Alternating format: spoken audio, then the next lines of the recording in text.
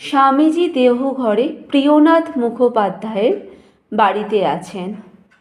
একদিন স্বামী নিরঞ্জনানন্দের সঙ্গে বেড়াতে বেরিয়ে দেখলেন রাস্তার ধারে একটি গরিব লোক আমাশয় রোগে আক্রান্ত হয়ে ছটপট করছে।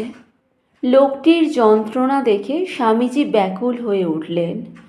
স্বামীজি বুঝলেন একে এক্ষুনি পথ থেকে তুলে নিয়ে ভালোভাবে শুশ্রূষা ও চিকিৎসা করা দরকার।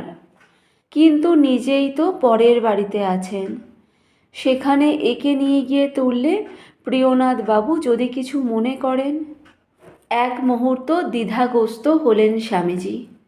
তারপরেই ভাবলেন যা হবার হোক, তিনি এর সেবা করবেনই। দুই গুরুভাই ধরাধরি করে লোকটিকে প্রিয়নাথবাবুর বাড়িতে নিয়ে এলেন। একটা ঘরে শুইয়ে তার গা মুছিয়ে দিয়ে নতুন কাপড় পরিয়ে দিলেন এবং আগুনে সেক দিতে লাগলেন। এইভাবে সেবা করার ফলে লোকটি সুস্থ হয়ে উঠল। সব দেখে শুনে প্রিয়নাথবাবু মুগ্ধ হয়ে গেলেন।